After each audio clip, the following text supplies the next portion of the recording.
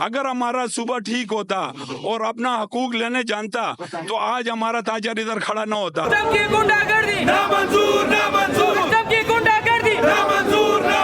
Border سنبھالو نا اپنا. آپ اپنا کام جو ہے وہ بھی ہم پہ ڈال رہے ہیں کیونکہ ہم ان کے نوکر ہیں ان کے باپ کے.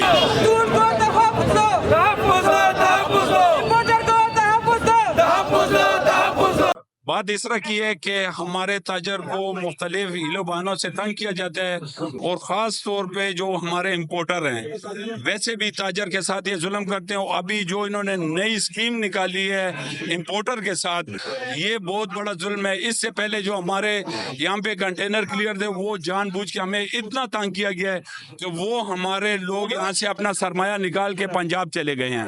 اب وہ مال ہمارے پنجاب میں کلیئر ہوتے ہیں اور ادھر سے جب واپس آتے ہیں تو پھر ہم پہ داغ لگ جاتا ہے کہ یہ جی اسمگلر ہیں. اور جب کہ لاہور اور پنڈی سے مال ہوتا ہے تو پنڈی میں کون سی بارڈر لگی ہوئی ہے کہ آپ ہمیں آ کے پھر دکانوں سے ہمارے مال اٹھائے جاتے ہیں. کنٹینر میں آتا ہے 600 بوری چائے کی مثال کے طور پہ تو وہ آپ کی دکان میں 10 بوری آئے گا تو 10 بوری کا جی ڈی نہیں ہوتا. جب ایک مال پاکستان میں انٹر ہو گیا بارڈر سنبھالو نا اپنا. آپ اپنا کام جو ہے وہ بھی ہم پہ ڈال رہے ہیں کیونکہ ہم ان کے نوکر ہیں ان کے باپ کے.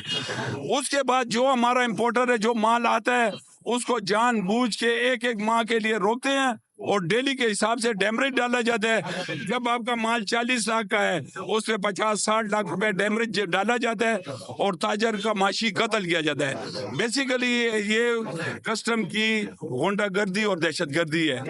یہ صرف اور صرف خیبر پختونخوا سے سرمایہ دار کو بگانے کی سازش ہے اور ہم اسی سازش کے خلاف آج احتجاج کر رہے ہیں اور آئندہ اس کے بعد ہم اپنا نیا لائے عمل دیکھیں گے. اگر نہ ہوا تو پھر ہم ہڑتال کی طرف جائیں گے اور اگر لوکل ہڑتال کی اس کے بعد پشاور لیول پہ کریں گے. پشاور لیول پہ بھی نہ ہوا تو پھر کے لیول پہ ہم تاجر ہڑتال کریں گے. مسئلہ ادھر شروع ہوا تب سے یہ کلیکٹر صاحب جب سے آئے ہیں یہ ہمارا بارڈر ایریا تھا. جتنا بھی آپ جو اسٹیٹسٹک ہے آپ نکال لیں پرانے اسٹیٹسٹک 2-3 سال پہلے کے نکال لیں. یہ بارڈر ایریا ہے. پشاور جو ہے یہ بارڈر ایریا ہے. ادھر افغانستان ہے پاس ہی ترہم بارڈر ہے. یہ سارے جتنے تقریباً جتنی بھی انڈسٹریاں ہیں ادھر خصوصاً ٹیکسٹائل کی یا چائے کی یہ اسمگلنگ کے بطور اسمگلنگ یہ راستے استعمال ہوتے تھے ادھر آتے تھے. ہم نے یہ چیزیں اسٹریم لائن کی. کچھ گورنمنٹ نے ہمارے ساتھ تعاون کیا. ہم نے یہ ساری چیزیں اسٹریم لائن کر لی.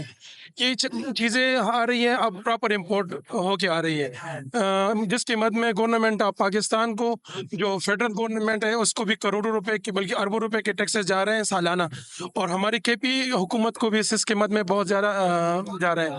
جب سے یہ کلیکٹر صاحب آئے ہیں تو انہوں نے بالکل ادھر یہ سارا نظام درہم برہم کیا ہوا ہے.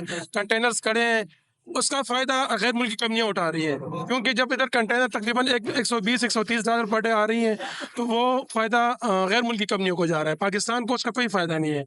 تو ہماری ریکویسٹ ہے خاص کر آرمی چیف صاحب سے اور وزیر اعظم صاحب سے کہ جو نہ ہم غیر ضروری بینیفٹ مانگ رہے ہیں نہ کوئی فائدہ مانگ رہے ہیں.